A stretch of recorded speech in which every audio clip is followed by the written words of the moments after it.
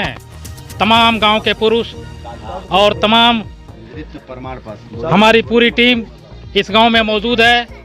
एक एक कर सबका हम बयान लेना चाहेंगे कि जो घटना हुई है उस घटना के तह में कौन सी चीज़ है, आखिर क्यों इस तरह की अप्रत्याशित घटना को अंजाम देने का काम लोगों ने किया है। तमाम बातों से पता चलता है कि गैंग बना कर के लोग आए और मारपीट के उकसावे में एक आदमी की चोट लगने से मौत हो गई। सबसे अहम बात यह है कि आज हम जहां खड़े हैं, लोगों का कहना है कि बहुत ही गरीब लोगों की बस्ती है, पूरी की पूरी यहाँ रात भर लोग निवास करते हैं। मैं बताते चलूं कि सरकार के दावे और सरकार के द्वारा दी गई सुविधाएं यहाँ बिल्कुल फिसड्डी साबित हो रही हैं। दूसरी चीज़ मैं बताऊं, पुलिस का कोई भी व्यक्ति इस बयान को या दिए गए एफआईआर के एवज में बोलने को तैयार नहीं है। यहाँ की शासन प्रशासन के तमाम लोग जिनसे हम लोगों ने वर्जन लेने की कोशिश किया, लेकिन सभी लोग अपने मुंह पे ताला लगाए बैठे हैं। सुरक्षा के नाम पर कुछ भी नहीं है। यहाँ तक कि घटना हो गई, अप्रत्याशित घटना है, और घटना के दौरान मैं देख रहा हूँ यहाँ कोई भी पुलिसकर्मी नहीं है। हो सकता है रात में कोई और प्रकार की घटना हो जाए, इसलिए कि सुरक्षा की दृष्टि से शासन को चाहिए कि यहाँ परमानेंट, जब तक शांति व्यवस्था कायम नहीं हो जाती है, यहाँ परमानेंट पुलिस का गश्त और पुलिस की ड्यूटी होती रहनी चाहिए। इसलिए कि जिस तरीके से घटना को अंजाम देने का काम किया गया है, यह जाहिर है कि लोग बहुत ही शातिर किस्म के हैं और इस तरह का अंजाम देना उनके दाएं बाएं का खेल है। साथियों, मैं बिल्कुल उस घर में वह पीड़ित परिवार मेरे पीछे दिख रहा है, कैमरामैन, मैं चाहूँगा कि वह तमाम बैठी महिलाएं हैं उन्हें दिखाएं, इधर भी थोड़ा सा दिखाएं, तमाम पुरुष जिनके चेहरे की मुस्कुराहट गायब हो गई है, क्योंकि इनके परिवार का एक नौजवान और कमाऊ सदस्य जो बिल्कुल किसी भी झगड़े और फसाद से इत्तेफाक रखता था, वो आदमी आज हमारे बीच नहीं है, तमाम गवाह के रूप में है। मैं बताते चलूं, हालांकि पुलिस द्वारा लाश की सुरक्षा करना उसका दायित्व है, लेकिन लाश को रोक देना यह उसके उत्तरदायित्व के में मुझे लग रहा है कहीं ना कहीं खोट सा दिख रहा है। या तो पुलिस इस चीज़ को रोकना चाहती थी कि किसी प्रकार का कोई दंगा ना हो जाए, पुलिस इसको लेकर के बड़ी मुस्तैद दिख रही थी। अब आइए थोड़ा सा उनकी बड़ी भाभी हैं, उनसे मुलाकात करते हैं। माता जी आप हैं, क्या नाम है माता जी? शकुंतला। आप मृतक की माता जी हैं, शकुंतला। आपके बेटे की मौत हो गई है, आपको बड़ा खराब लग रहा होगा। पहाड़ टूट गया है आपके ऊपर विपत्ति का। इस परिवेश में आप क्या कहना चाहेंगे, क्या मांग करेंगी सरकार से? ये मांग बाटे कि हमके शासना चाहिए, हमारी बहू के मदद चाहिए। मैं एगो बच्ची भी या दूसरे बाटे, हमारा जांगर है ये नहीं के, मालिक के जांगर है ये नहीं के, और जीवा से अपन परिवार देखी कि हमके देखी। ये बताई, ये हमके चाहिए कि अब उनकरी जिंदगी के तनी सहायता रही कि कोनो चली। माता जी का कहना है कि मैं गरीबी में जीवन जी रही हूँ, हमारी बहू है, इसको सरकार मदद करे, छोटी सी बालिका है, उसको पठन पाठन, उसके जीवन यापन, उसके शादी तक की सारी व्यवस्था सरकार देखे। हमारी भी अपील है सरकार से कि इस तरह की अगर घटना कुछ होती है तो पीड़ित परिवार को मदद की ज़रूरत है। इस विपत्ति का जो पहाड़ टूटा हुआ है उसमें सरकार कितनी मदद करती है, अब तो आने वाला समय ही बताएगा कि सरकार इस परिवार के इस संकट की घड़ी में सरकार कितने कदम चल रही है। मैं, क्या नाम है आपका?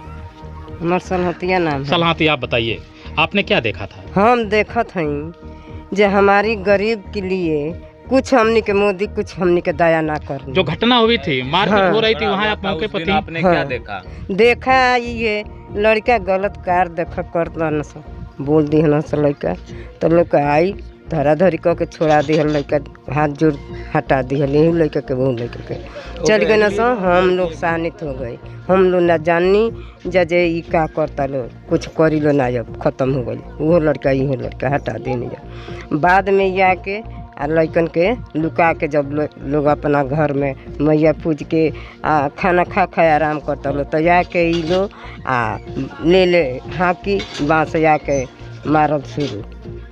गांव के बाहर, गांव भीतर में बाहर में लड़का ई लड़का गईने कार करके अने तो सुतर रहने गईने पेशाब करे। अभी भेटा गईने ओने आ हमनी के जनी जे एने बन स मार के भाग गईने से लड़का ही पटा गईने। चश्मदीद गवाह सलहाती, इन्होंने जो बताया यह तो बड़ा ही अप्रत्याशित चीज़ें हैं कि बिल्कुल सुनियोजित तरीके से प्लान बना करके हाथी डंडा और बांस लेकर के लोग यहाँ आए थे। मृतक अमित पिसाव करने के लिए गए। हमें लग रहा है उनको हमलावरों को दूसरे की तलाश थी, लेकिन यही मिल गए और हमला इन्हीं पर हो गया। एक तरफ जहाँ पूरा गांव नींद ले रहा था रामनवमी की पूजा करने के बाद, दूसरे तरफ गांव में ही एक बड़े साजिश तरीके से एक आदमी को मारपीट करके अधमरा कर दिया गया, जिसका इलाज के दौरान गोरखपुर मेडिकल कॉलेज में गत दिन मौत हो गई। अब आइए चलते हैं, उनकी बड़ी भाभी हैं, उनके पास। अरे तू ही बड़ी भाभी बन जाना आ जाए। सलहाती फिर से हाँ। हमारे साथ। हाँ ई लात ही हमनी के जब आ गई हो, हमनी के कहनी है जा लात लेके जाए जा थाना में, जो कुछ अपन कह जा। हाँ पुलिस जगह जगह गरीब गुन के जेकर ले पैसा बा पैसा पर चलता लो, हम पुलिस हमनी के घेर लिए कहीं जाए ना दी हस। ओकरी बाद आके कहे हमार लाठी ओगोर न हस, हम ओगोर आ कि ऊ ओगोरी हस, लाठी हम फूकब कि ऊ फूकी हस। पुलिस हमार बरियाई से लाठी लेना जाए देते रही हो, कहे हमार लाठी लेके गई न हस। एक के बहुत एक जल्दी लार की थाना वाला के पुलिस वाला के खबर मिलल के हमनी के चाहिए जे कहे हमार बरियाई से माटी लेके गई न हस। हम ये चाहते सलहाती ने जो चश्मदीद घटना के भी चश्मदीद और लाश के उठाने दाह संस्कार करने तक, यहाँ से ले जाने तक की चश्मदीद गवाह के रूप में है। मैं बताते चलूँ, हालांकि पुलिस द्वारा लाश की सुरक्षा करना उसका दायित्व है, लेकिन लाश को रोक देना यह उस आपके साथ है। और स्थिति ये बनी है कि मासूमियत इस तरह की है कि कोई बेहतर तरीके से अपना बयान भी नहीं दे पा रहा है। आइए हम बात करते हैं। गांव के कुछ लोग हैं, उनके भाई जिन्हें चोट भी लगी है, वो बता रहे हैं कि सबसे पहले मुठभेड़ हम ही से हो गई थी और सबसे पहले ही मुझे ही मारने की कोशिश की गई थी, लेकिन ये सौभाग्य रहा कि मेरा भाई पहुंचा और मेरा वार उस भाई पे लग गया, जिसकी वजह से इलाज के दौरान उसकी मौत हो गई। मृतक अमित कुमार, उनके पिताजी का नाम प्रभुनाथ, मैं उन्हीं के दरवाजे पर खड़ा हूँ। तमाम और भी हमारे साथी खड़े हैं, पूरी टीम पड़ताल कर रही है पूरे गाँव की। सिर्फ एक ही आवाज़ निकल के आ रही है कि अगला जिनकी मौत हुई है वे कभी किसी से झगड़ा तक नहीं किए, मजदूरी का काम करते थे। एक छोटी बच्ची 5 साल की उनकी है, उनकी पत्नी है जो गर्भवती हैं। बड़ा संकट है इस परिवार के ऊपर और इस संकट के दौर में शासन और प्रशासन मुंह फेरे खड़ा हुआ है। आइए हम बात करते हैं उनके भाई से। क्या नाम है आपका? रामलाल नाम है जी। रामलाल जी, आप बताएं, आपके भाई साहब की मौत हो गई है, भाई साहब शासन और प्रशासन से आप कितना खुश हैं? हम किसी से खुश नहीं है, हमको इंसाफ चाहिए बस, हम किसी से खुश नहीं है। आपका कहना है कि हमारे भाई की मौत हमें झकझोर के रख दी है, हम किसी से नहीं, मुठभेड़ मेरे से किसी से मैं खुश न हूँ, उसे हमें न्याय चाहिए, न्याय की अपील कर रहे हैं। आइए उनके दूसरे भाई।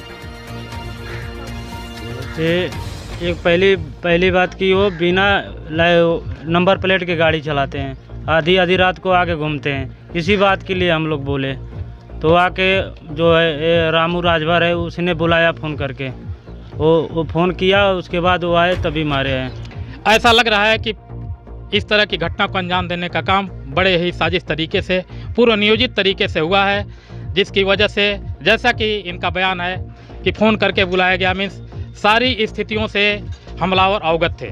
और मुझे ऐसा लग रहा है कि हमलावर अगल बगल के ही रहे हैं, जैसा कि FIR में इन्होंने दिखाया काफ़ी। आइए हम बात करते हैं उनकी पत्नी, जो बिल्कुल ही निढाल सी बैठी हुई हैं। इनके सामने वह कौन सी चीज़ बीत रही है यह कह पाना बड़ा मुश्किल है, लेकिन मैं उनकी पत्नी सुनीता जी के पास चलते हैं। कैमरामैन जरा उनके तरफ फोकस करें।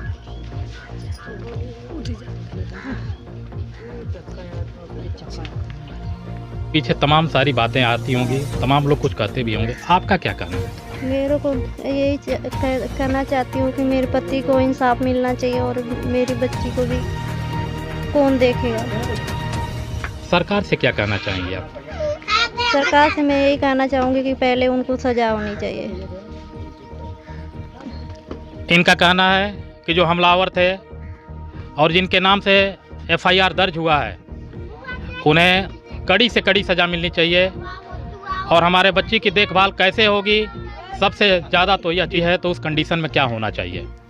जाहिर सी बात है सरकार को भी बड़े हम्बल तरीके से इस घटना पर विचार करते हुए उस बच्ची के भरण पोषण से लेकर इस महिला के गुजारा होने तक सारी व्यवस्था सरकार को देखना चाहिए और दोषियों के खिलाफ कड़ी से कड़ी कार्रवाई कर उन्हें सज़ा मुकम्मल किया जाना चाहिए।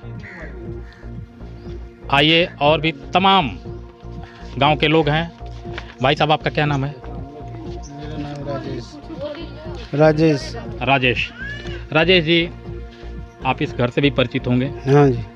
इस गांव से भी आप परिचित हैं? हाँ आप जी। इस गांव के ही रहने वाले हैं? राजेश जी, आप हमें बताएं कि इस घटना के तह में कौन सी बात है? घटना तो घट गया तो इनको सजा मिलनी चाहिए भाई, हमारा कहना में ही है और कुछ नहीं चाहिए, हम लोग को सजा उनको मिलनी चाहिए।